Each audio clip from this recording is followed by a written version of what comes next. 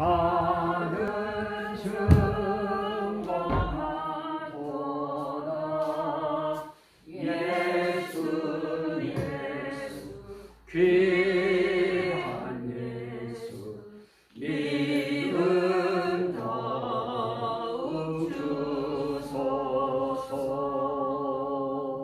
아멘. 자, 오늘 우리는 네가 만일 네 입으로 예수를 주로 시인하며 또 하나님께서 그를 죽은 자 가운데서 살리신 것을 네 마음에 믿으면 구원을 받으리니 사람이 마음으로 믿어 의에 이르고 입으로 시인하여 구원에 이르느니라 하는 말씀을 봤습니다.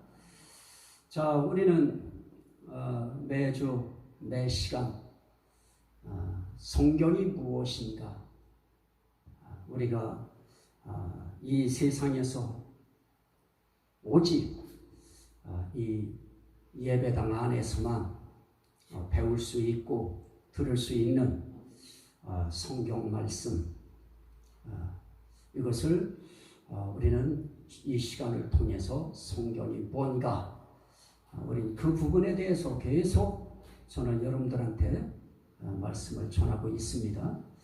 자, 한번 기억하실 것입니다. 성경은 구원을 위한 임마누엘 계획서다. 우리 구원을 위하여 삼일째 하나님께서 우리와 함께 하심을 계획한 글, 그걸 성경이라 그렇게 말씀하는 것입니다. 그러면 우리와 함께 하심을 계획할 때 무엇이 있느냐? 성경 전체를 딱 찝으면, 꽉 짜면 삼위일체 하나님의 은혜가 나와요. 하나님이 우리와 함께 하심을 계획할 때 가장 중요한 것이 하나님의 은혜인 것입니다.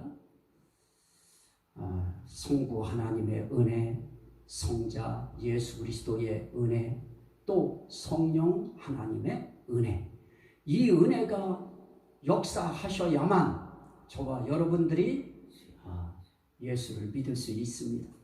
그리고 구원받을 수 있는 것입니다. 그래서 이 삼일째 하나님의 은혜가 하나님의 임마누엘 계획 속에 가장 중요한 부분이다. 그러면 그 삼일체 하나님께서 그렇게 주야로 역사하시고 일하시는 그 중요한 목적이 무엇일까? 그 결국 저와 여러분들을 새 사람 만드시는 것입니다. 우리 예수 믿기 전에 우리 모두가 다 옛사람들이었습니다. 따라합시다. 옛사람. 이 옛사람은 죄로 말미암아 지옥 가야 하는 심판을 받아야 하는 그런 사람들이었습니다. 그 상태로 죽으면 다 지옥 다 가게 돼 있는 것이었습니다.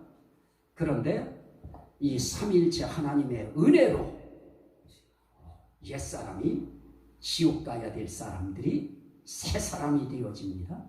새 사람이 됐다고 하는 것은 이제 지옥 안 가고 천국에 갈 수 있는, 하나님 나라 갈 수 있는 이런 신분으로 바뀌어졌다고 하는 것입니다. 따라합시다. 옛사람, 새사람. 저와 여러분들이 옛사람이 변하여 새사람이 됐다고 하는 것, 이건 우리 삼일체 하나님의 은혜인 것입니다. 그 은혜는 결국 무엇이냐? 하나님의 계획 속에 있었던 것입니다. 어떤 계획 속에 있었느냐? 우리를 구원하기 위한 하나님의 계획 속에 임마누엘이라고 하는, 하나님이 우리와 함께 계신다고 하는 이 중요한 의미가 그 속에 있는데, 하나님이 우리와 어떻게 함께 계시느냐? 삼일째 하나님의 은혜로 계시는 것입니다. 그래서 이 하나님은 역사 이래로 저와 여러분들을 떠나보신 적이 없는 것입니다. 우리를 외면하신 적도 없고 항상 우리를 주시하시고 여러분들을 주목하시면서 여러분들을 새 사람 만드시기 위하여 쭉 몰고 오셨다고 해야 되나요? 쭉 등을 살살 떠밀고 여기로 들어올 수 있도록 하나님이 그렇게 역사해 오셨던 것입니다. 그래서 새 사람 만드시는 것입니다. 근데 새 사람 만드실 때 어떻게 새 사람 되게 하시느냐? 오늘 읽은 말씀이 바로 그것입니다. 네가 만일 네 입으로 예수를 주로 시인하며 또 하나님께서 그를 죽은 자 가운데서 살리신 것을 네 마음에 믿으면 구원을 받으리니. 그러면 어떻게 과학이 발달한 시대에 귀신도 없다고 우리는 툭툭 이야기할 정도로 이런 문화 속에 살고 있는 저와 여러분들이 어떻게 예수를 보지도 않았는데 믿을 수 있겠는가? 이건 우리 힘으로는 이건 불가능한 것입니다.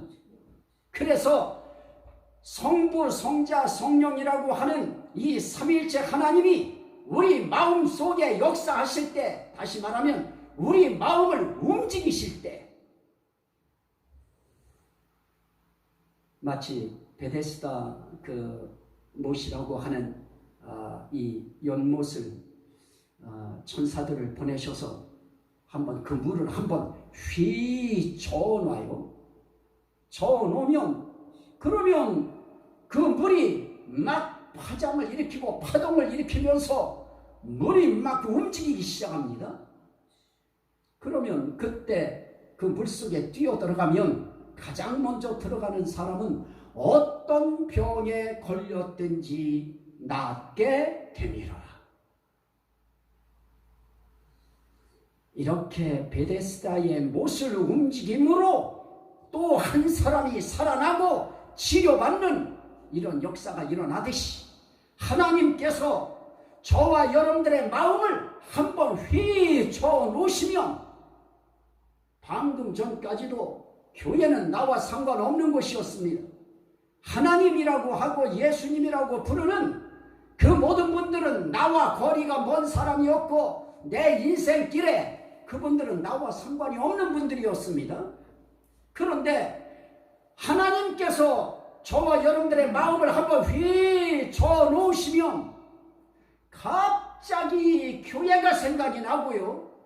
갑자기 교회 목사님이 생각이 나고요. 그러면서 하나님에 대한 생각도 갑자기 일어나는 것입니다. 그러면서 자기 자신을 돌아보게 되어지고, 내가 인생길 이렇게 살다가 끝나면 그러면 내 인생 이게 뭘까 하는 생각이 어느 날 느닷없이 일어나면서 교회 가고 싶은 생각이 살그머니 일어납니다. 그럴 때 그 어떤 누구로 통하여 그 어떤 상황으로 통하여 교회에 나올 수 있도록 우리의 발걸음을 인도하시는 그 역사가 무엇이냐? 삼일체 하나님의 작용인 것입니다. 그분이 활동하신 것입니다. 그분이 작동하신 것입니다. 그것을 공작했다고 해요. 이 하나님의 공작으로 말미암아 우리의 마음에 변화가 생겨집니다. 그러면서 교회에 나왔을 때 목사님을 통해서 이런 말씀을 들어요. 네가 만일 네 입으로 예수를 주로 시인하며 예수를 이제부터 내 인생의 주인으로 시인해라. 이제까지는 그 어떤 다른 것들을 주인으로 시인하고 그렇게 살았다고 하면 이제 네 마음속에 예수를 주인으로 인정해라. 그럴 때 목사님이 이렇게 묻습니다.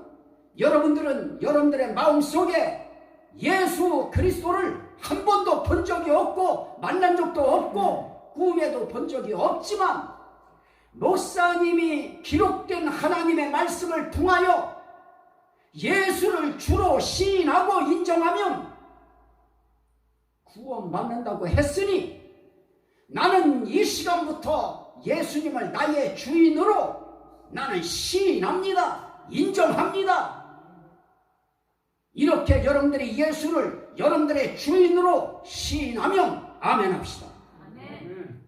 이렇게 설교 시간에 목사님을 통해서 이 말씀을 듣고 예수를 주로 시인하면 아멘 하라고 할 때 주저할 것 없이 망설임 없이 나도 이제 내 인생에 나의 주인을 예수로 나는 이제 인정합니다 하고 그것을 아멘으로 고백할 때 성경은 뭐라고 말씀합니까? 구원을 받으리라. 이게 내 힘으로 되어지는 거 아닌 것입니다. 내 마음으로 되어지는 거 아닌 것입니다. 그건 무엇으로 되어지느냐? 삼위일체 하나님의 은혜의 공작으로 되어지는 것입니다. 하나님께서 마음을 만졌다는 것입니다. 하나님이 마음을 붙들어 주셨다는 것입니다. 마음을 하나님이 한번 움직여 주셨다는 것입니다. 그러기까지 인생길에 얼마나 많은 세월들이 흘러갑니까? 그래도 생전에 하나님께서 내 마음을 움직이셔서 하나님의 교회로 발걸음을 인도하셨다고 하는 것은 이거는 복 중에 복이고 은혜 중에 은혜이고 이건 천복을 우리는 받은 것입니다. 그 복 받은 여러분 정말 하나님 앞에 감사하시기를 주의 이름으로 축원합니다. 우리가 말 한마디인 것입니다. 예수를 주로 시인하느냐? 아멘! 그 한마디로 우리는 하나님 앞에 구원받을 수 있는 자격을 하나 움켜쥐는 것입니다. 하나도 어려운 거 없는 것입니다. 그때까지가 힘듭니다. 내 마음속에 예수를 주로 시인할 때까지가 내 머릿속에는 내가 이때까지 가지고 있었던 내 주관적인 생각, 내가 이때까지 내게 엉겨 붙어 있던 의식, 이것과 싸우기까지의 기간만 필요할 뿐입니다. 여기에 여러분들이 와서 앉아 있다고 하는 것은 절반의 승리인 것입니다.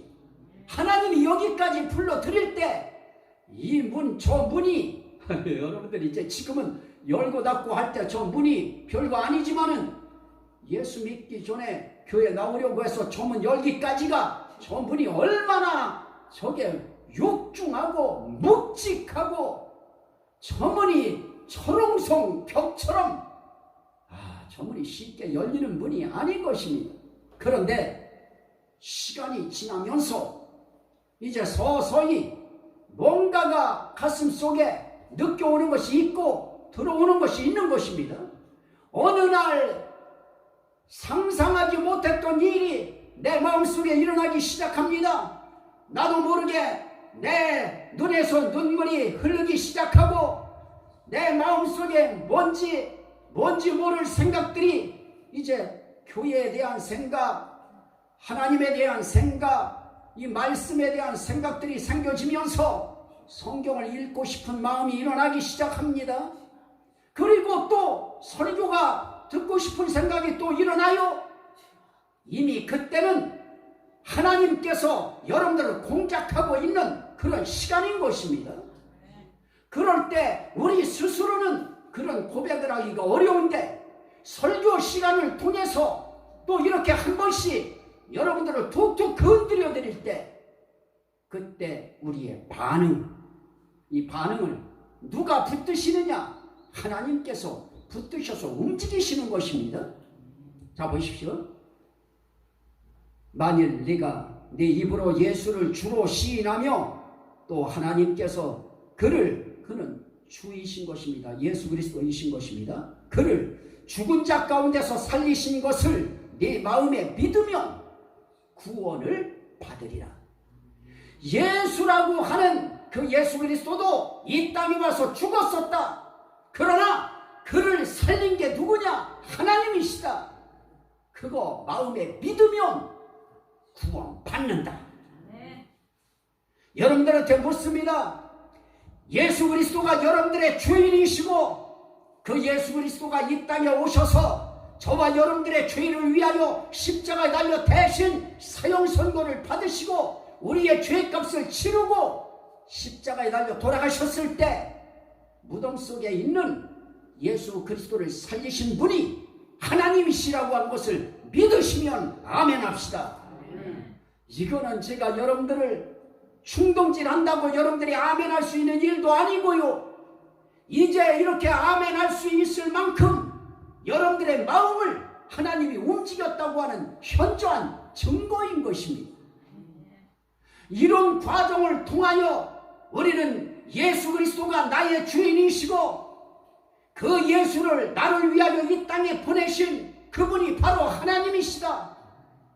그분이 예수가 돌아가셨을 때 그냥 방치해 두고 외면해 두신 것이 아니고 그분이 살려주셨다. 마찬가지로 내가 이 땅에 살다가 내가 죽는다 할지라도 하나님은 반드시 나도 앞으로 살려주실 것이다. 이게 우리의 부활신앙인 것입니다. 하나님이 예수를 살리신 거 믿은 것처럼 그 하나님이 나도 앞으로 살리실 것이다. 이 부활신앙을 우리가 가슴속에, 그것도 어디입니까? 내 마음에 믿으면. 그러면 우리가 구원받는 데에 필요한 두 가지의 도구가 있는데요. 하나는 마음이고 하나는 입인 것입니다. 여기에 더 다른 거, 우리가 구원받는 것에 더 다른 거 하나님이 요구하셨습니까?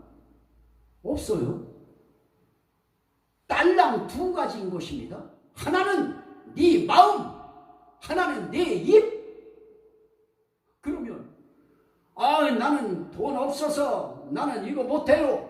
그럴 수 있는 그런 상황 하나님이 만들어 주시지 않았습니다. 그냥 단지 내 입과 내 마음만 움직이면 된다. 그것만 반응을 하면 된다. 하나님은 우리에게 구원받는 거 너무 쉽게 우리에게 가르쳐 주셨습니다. 언제 결혼식 하는데 결혼식에 무슨 절차가 그렇게 복잡하던가요? 이것저것 다 떼고 나면 단지 하나 남습니까?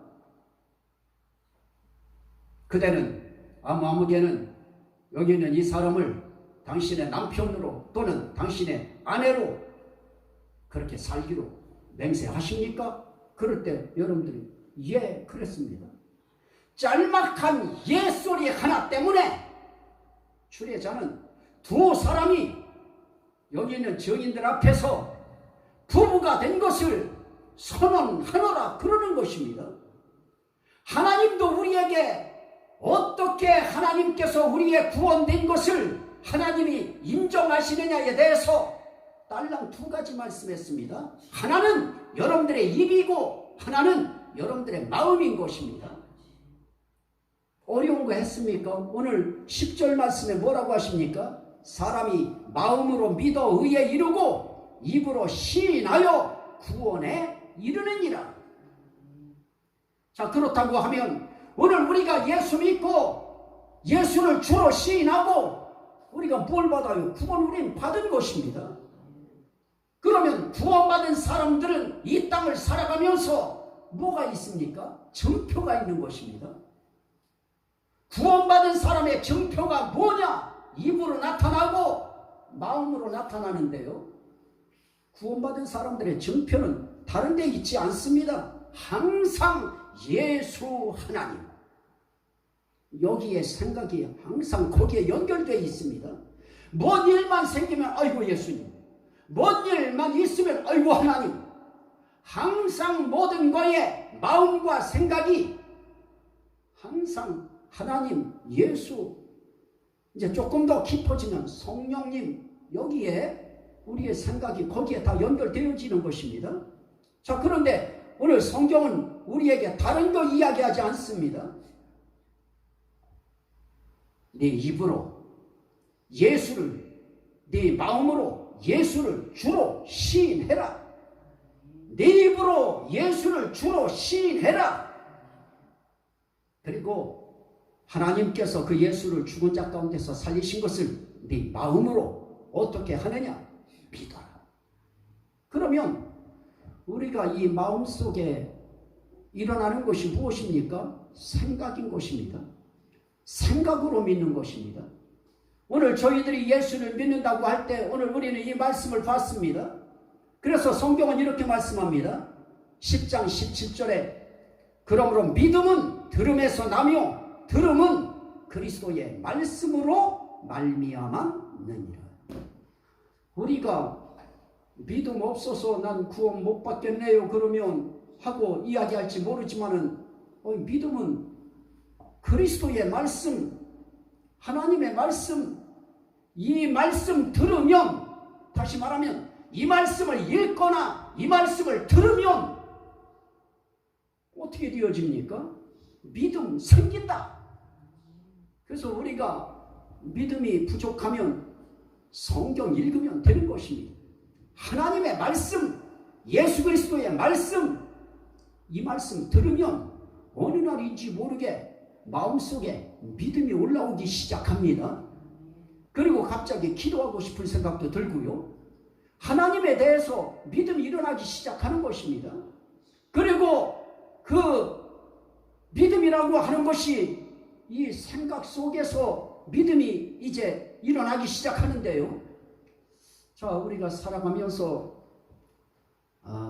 이 세상살이라고 하는 것이 나 하나의 삶의 문제도 아니고 결혼을 하면 부부의 문제가 되어지고요. 또 아이라도 낳으면 아이 문제까지 되어지고요. 또 그리고 아이들이 또 아이를 낳으면 그 아이에 대한 문제까지도 함께 울타리 안에서 그들에 대한 모든 삶이 나의 마음속에 많은 생각을 일으키게 만들어줍니다. 그런데 어떤 이 3인손 앓듯이 이 새끼손가락 같은 손주 하나가 아프다든지 어떤 문제가 생겼다든지 자녀들에게 일이 있다든지 이런 일이 발생만 해도 내 문제가 아니고 벌써 자녀의 문제이고 자손의 문제인데도 그들이 아프다고 하면 내 마음속에 뭐가 일어나요?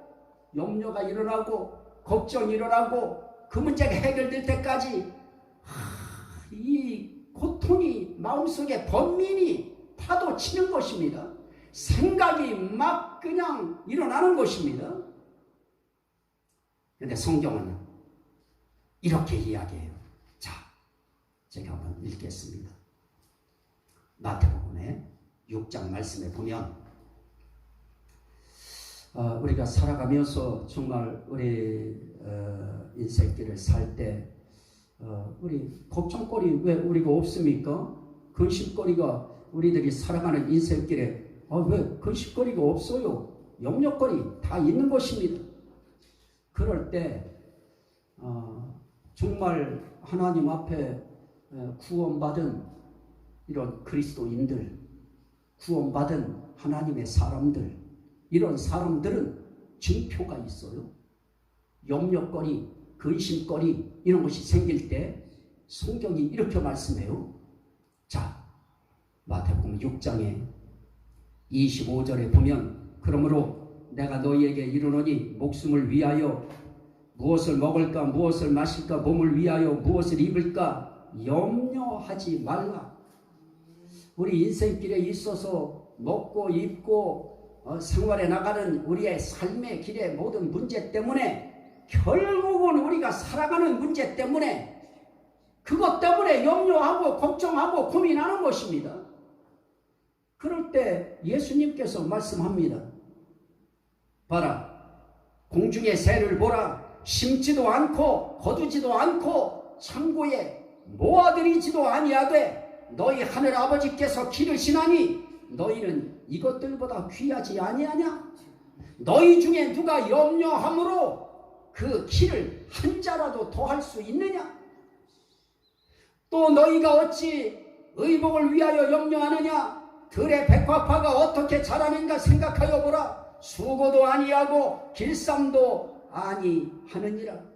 그러나 내가 너희에게 말하노니 솔로몬의 모든 영광으로도 입은 것이 이 꽃 하나만 갖지 못하였느니라.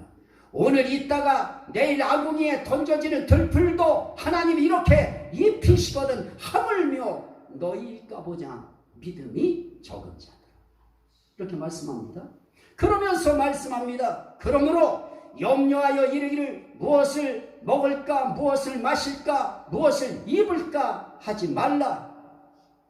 그러면서 34절에 그러므로 내일 일을 위하여 염려하지 말라. 내일 일은 내일이 염려할 것이요 한날의 괴로움은 그날로 족하니라.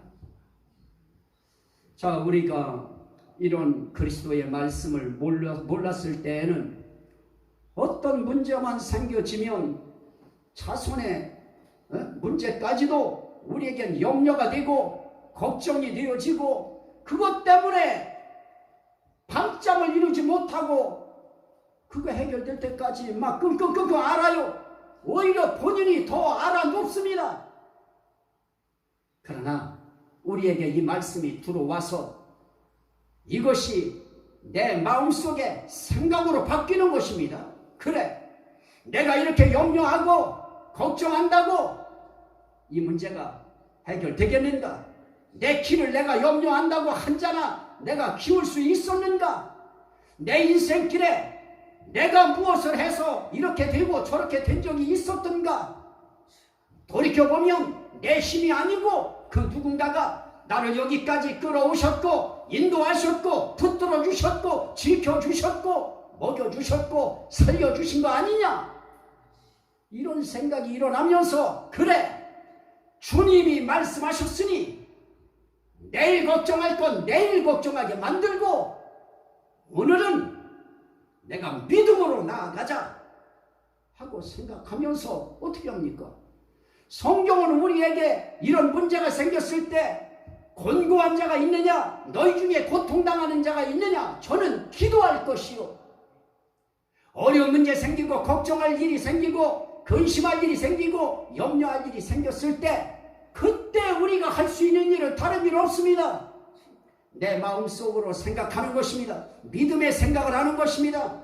구하면 주실 것이라고 했고 반드시 두드리면 열릴 것이라고 했고 내 이름으로 구하면 내가 반드시 시행하리라고 했으니 그래, 내가 기도하리라. 믿음으로 생각하는 것입니다. 그리고 삶에 어떻게 합니까? 행동으로 그걸 옮겨서 그 자리에서 기도하는 것입니다. 여기까지 뛰어나올 필요도 없는 것입니다. 바로 그 자리에서 기도하고 싶은 바로 그 자리에서 하나님 앞에 기도하는 것입니다.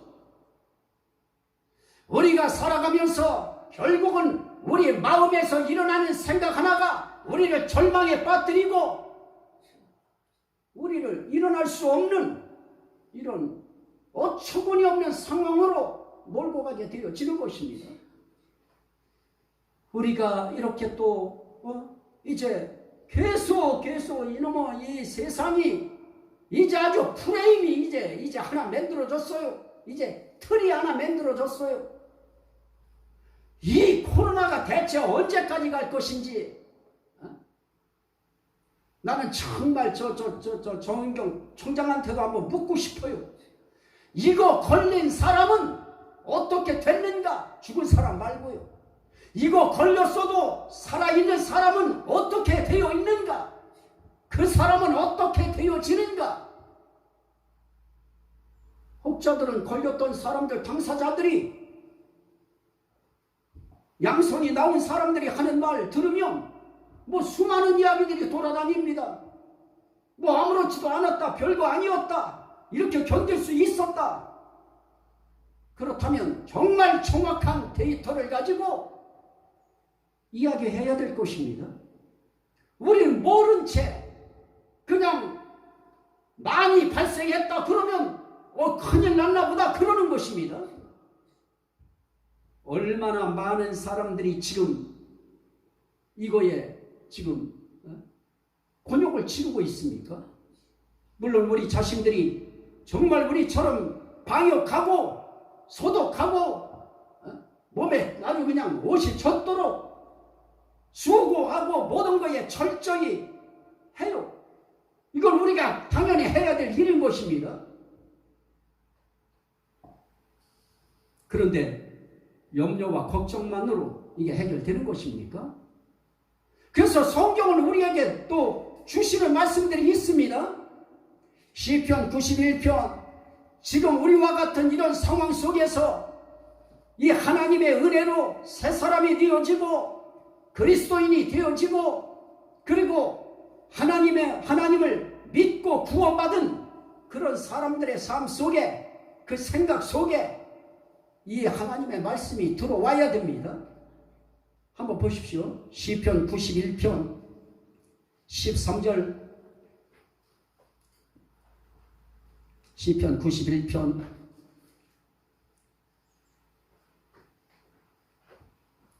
1절부터 봅니다. 지존자의 은밀한 곳에 거주하며 전능자의 그늘 아래에 사는 자요. 이게 바로 저와 여러분들입니다. 지극히 높으신 자의 은밀한 곳에 거주하고 전능하신 분의 그늘 아래 저와 여러분들은 살아가고 있습니다. 그래서 나는 여호와를 향하여 말하기를, 시편 91편입니다. 그는 나의 피난처요 나의 요새요 내가 의뢰하는 하나님이라 하리니 이는 그가 너를 새 사냥꾼의 올무에서와 심한 전염병에서 건지실 것이미로다. 우리는 이런 말씀이 있을 때 이 말씀을 읽으면서 내 생각 속에 뭐가 발생해야 되느냐? 하나님의 말씀을 들음으로 믿음이 일어나야 되는 것입니다. 그래서 그때부터 믿음의 생각을 해야 됩니다. 어떤 그러한 전염병에서도 나의 의뢰하는 하나님은 건지실 것이다. 분명히 말씀합니다. 4절, 그가 너를 그의 깃으로 덮으시리니 네가 그의 날개 아래에 피하리로다. 그의 진실하심은 방패와 손방패가 되시나니 너는 밤에 찾아오는 공포와 낮에 날아드는 화살과 어두울 때 퍼지는 전염병과 밝을 때 닥쳐오는 재앙을 두려워하지 아니하리로다. 왜 그렇습니까? 하나님이 그 어떤 심한 전염병에서도 너를 건지실 것이라 말씀했기 때문에 그렇습니다. 하나님은 나를 심한 전염병에서도 건지실 줄로 믿습니다. 하나님 이 생각을 믿음으로 생각하는 것입니다. 그리고 그 재앙을 두려워하지 않는 그런 믿음의 생각을 내 마음속에 갖고 그리고 하나님 앞에 고백하는 것입니다. 하나님은 나를 그 어떤 전염병 속에서도 그 어떤 재앙 속에서도 하나님은 저를 반드시 건져주시고 보호해주시고 지켜주실 것을 믿습니다. 이걸 하나님 앞에 우리는 믿음으로 생각하고 들은 그리스도의 말씀, 하나님의 말씀을 내 믿음으로 생각을 전환시키는 것입니다. 바꾸는 것입니다. 그리고 7절에 이렇게 말씀합니다. 1000명이 네 왼쪽에서 10,000명이 네 오른쪽에서 엎드러지나 이 재앙이 네게 가까이 하지 못하리로다. 이런 말씀들이 저와 여러분들이 섬기는 하나님이 그 자기 사람들에게, 자기 자녀들에게, 자기 백성들에게, 자기 신앙의 믿음의 가족들에게 주시는 말씀인 것입니다. 그러면 우리는 누구의 말을 들을 것이냐 하는 것입니다. 세상에서 들려오는 그 모든 소리는 다 죽을 것 같습니다. 조금 있으면 큰일 날 것 같습니다. 이 나라가 그냥 무너질 것 같고 세상이 다 무너져 내릴 것 같습니다. 그러면 그런 말을 하는 위에 있는 자기들도 그러해야 될 것입니다. 지금 저는 목회자이기 때문에 이 상황이 성도들을 위하여 염려도 되고 걱정도 되어지고 그러면서도 한편으로는 속이 상한 것입니다. 지금 보십시오. 시청의 직원들이 바글바글한 것입니다. 구원청의 직원들이 바글바글한 것입니다. 도청 직원들만 해도 바글바글한 것입니다. 우리나라의 모든 행정부, 법무부부터 시작해서 그 어떤 부처마다 직원들이 바글바글한 것입니다. 정말 교회를 향하여 이렇게 이야기하려고 하면, 비대면으로 이야기하려고 이렇게 할 것 같으면 온 정부 청와대부터도 다 문 닫아야 되고요, 직원들 출입 금지시켜야 되고, 대통령을 보호해야 되는 것입니다. 청와대부터 비대면으로 나아가야 되는 것입니다. 온 부처들이 다 지금 일하고 있습니다. 업무 보고 있습니다. 아니, 자기들은 업무 보고 그리스도인들은, 그리스도인의 업무가 무엇입니까? 예배 아닙니까? 우리도 정말 전염병 걸리기 싫습니다. 이런 코로나인지 우한 바이러스인지 이런 거 우리도 걸리기 싫어요. 하지만 그것 때문에 그리스도인들이 예배 못 드린다고 할 때 정말 그리스도인들의 그 신앙 양심이 이게 사람을 못 견디게 만들 수밖에 없는 것입니다. 그리스도인들의 신앙 양심은 무엇입니까? 천만인이, 1000명이 내 왼쪽에서 10,000명이 내 오른쪽에서 엎드러지나 이 재앙이 내게 가까이 하지 못하리로다. 하나님이 보호하시고 지켜주시면 그리 될 것입니다. 그렇다고 해서 뭐 예수 믿는 사람들은 병 안 걸립니까? 저도 암까지 걸려봤습니다.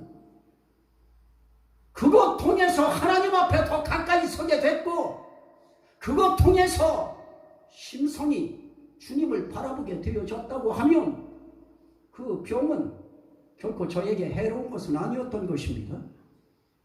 마찬가지로 우리의 마음속에 이제 생각의 전환이 일어나야 됩니다. 그리고 말씀합니다. 병이 있다고 하는 거 아는 것입니다. 그러나 말씀합니다.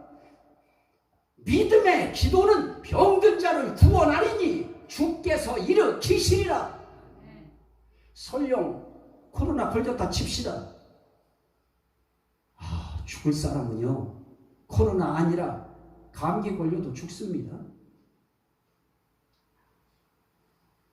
하지만 우리 그리스도인들, 구원받은 사람들은 하나님 앞에 이 말씀이라고 하는 하나님의 약속이 있습니다. 우리는 이 약속 붙들고 살아가는 사람들입니다.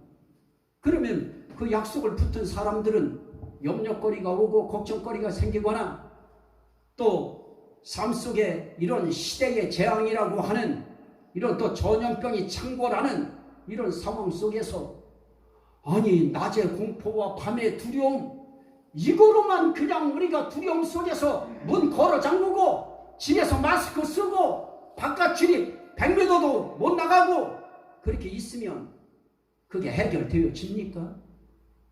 우리 그리스도인들은, 구원받은 우리 하나님의 사람들은 하나님 앞에 기도해야 되는 것입니다. 말씀 붙들고 약속 붙들고 기도하는 것입니다. 그렇게 하면서 세월의 하루를 지나고 세월의 1년을 지나가고 이렇게 하면서 또 나이 먹어 가는 것입니다. 자, 오늘 하나님은 구원받은 자에게 증표를 입과 마음으로 말씀하셨습니다. 우리의 입은 항상 하나님에 대한 신뢰하는 그런 믿음이, 그분에 대한 신뢰에 대한 농도가 우리의 믿음으로, 우리의 입술로 자꾸 고백해야 됩니다. 예를 들어서 우리 지금 어려움 왔습니다. 힘듭니다. 다 힘듭니다. 그럴 때 하나님 정말 힘듭니다. 그러나 저는 하나님의 전능하심을 믿습니다. 이게 우리의 입술의 시인이고 이게 믿음의 고백인 것입니다. 어우, 큰일 났대. 이제 4단계래. 이젠 큰일 났어. 막 그냥 1000명이 넘었대. 그런데요, 1000명 넘었는데요. 그 1000명이 어쨌다고요? 그 1000명의 숫자 나왔어요. 그 1000명이 어떠했다는데요?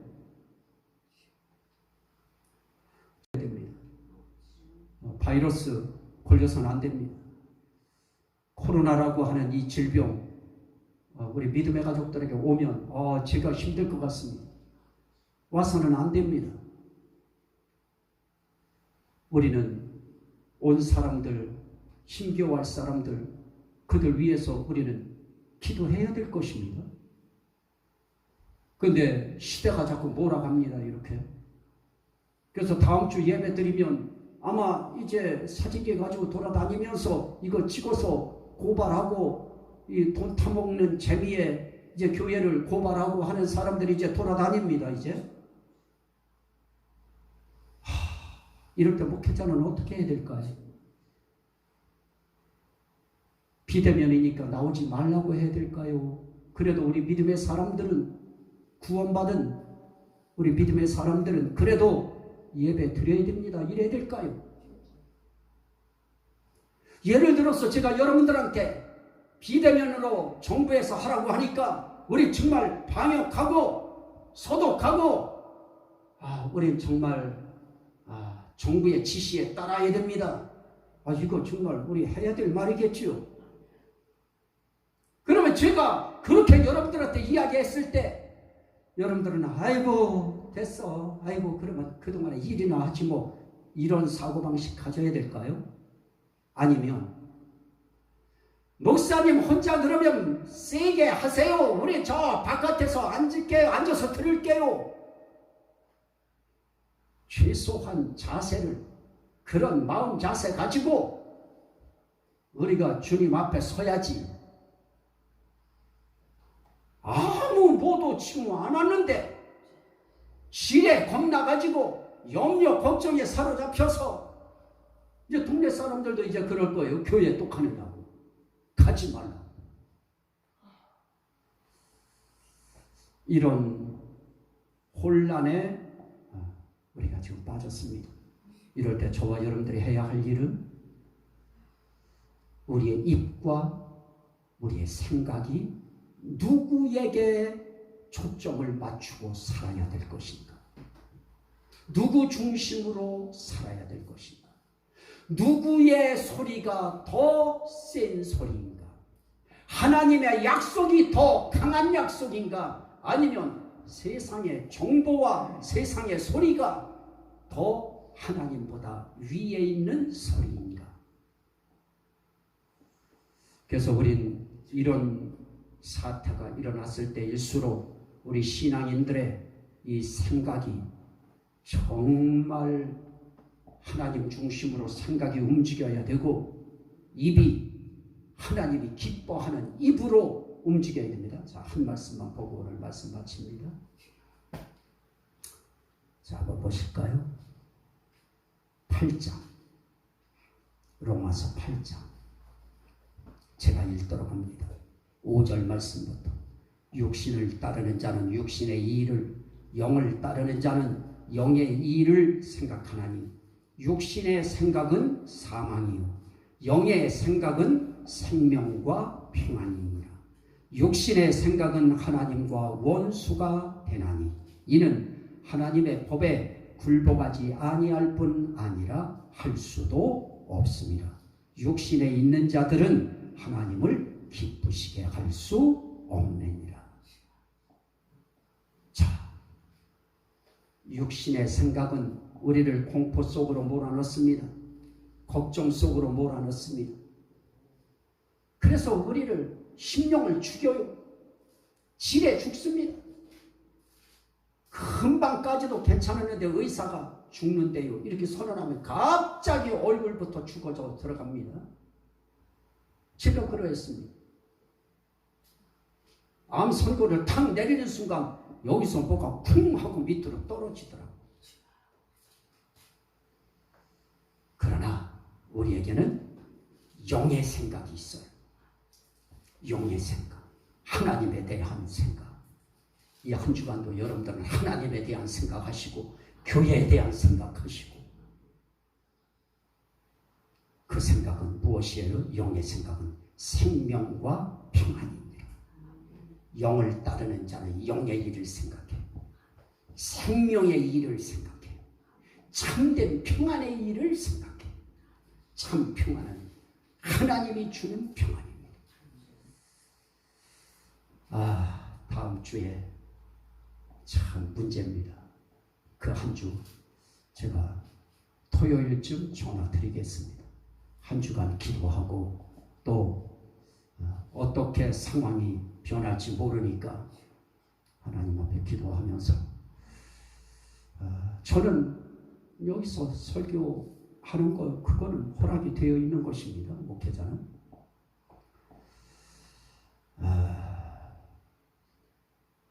기도하시고 한 주간 여러분들도 기도하시면서 영의 일을 생각하고 생명의 일을 생각하면서 참된 평안을 생각하면서 이 한 주간 우리의 마음의 생각을 하나님이 기뻐하는 생각으로 자꾸만 이거를 전환시켜야 됩니다.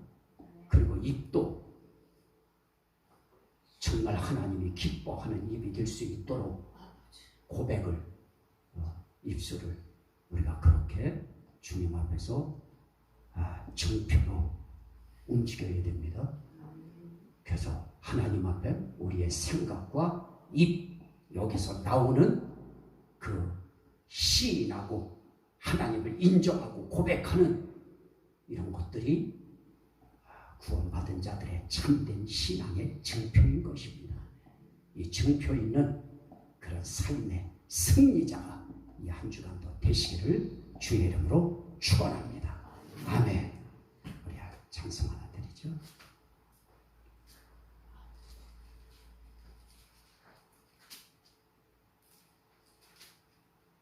(546장입니다)